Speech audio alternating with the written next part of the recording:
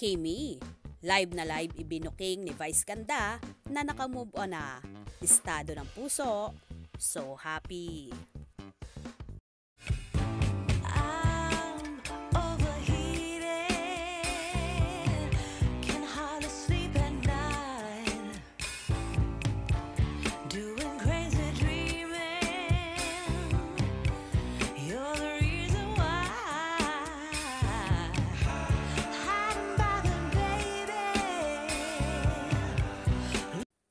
Grabe na to.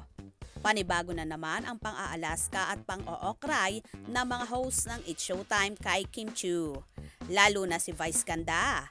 Ayon kay Meme Vice, paulit-ulit tayo ha kung saan tawang-tawa si Kim at si Darren na magkatabi. Sabi pa ni Vice, aba, wag mo akong ginagamit sa pag-move on mo ha. Kung saan tawang-tawa si Kimi at inakma niyang hahampasin si Meme Vice. Niyakap naman ito ni Vice. Ayon naman kay Jong, fragile pa yan si Kim. At tawang-tawa rin ang dalaga. Sabi pa ulit ni Vice, kailangan kasi tumawa siya ng tumawa. So ako pala ang pagtatawanan. Ibinuking din ni Meme Vice Ganda na nakita daw niya ang pinermahan ni Kim nung isang araw. Yung ganong klaseng tagumpay, hindi mo mararamdaman ang aray. Grabe. At sinabi pang, grabe, revenge. Kung saan tumatawa lang si Chinita Princess. Sundot pa ni Vice, iba ang tagumpay ni Kim Chiu ngayon.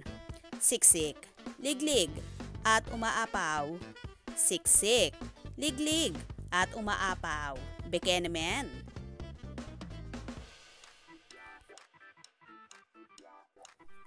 Pang-uurot naman ni Vice na tila ba may gustong sabihin kay Kimi. Natawa lang ng tawang isinagot ng aktres. Ikaw, aba, huwag mo akong ginagamit sa pagmamove-on mo, ha? Nakita ko yung pinirmahan niya ng isang araw. Grabe. Oo. Kung ang ganong klaseng tagumpay, hindi mo mararamdaman ng aray. Grabe yun. Grabe. Revenge. Oo. Iba ang tagumpay ni Kim Chiu din ngayon. Siksik, ling-ling, umaapaw. Siksik, ling-ling, at umaapaw. Bikini. O diba, live na live ngang ibinuking si Chinita Princess. Tila maraming ang nalalaman si Meme Vice Ganda sa buhay ng dalaga, lalong higit sa buhay pag-ibig. Kitang-kita naman sa aktres na tila nakamove on na nga at super saya na ng buhay pag-ibig ngayon. Malamang dahil kay Paolo Avellino yan. Kaya naman tumutok at wag na wag pahuhuli sa mga maiinit na kaganapan. Anong inyong magiging reaction sa bidyong ito? Comment below.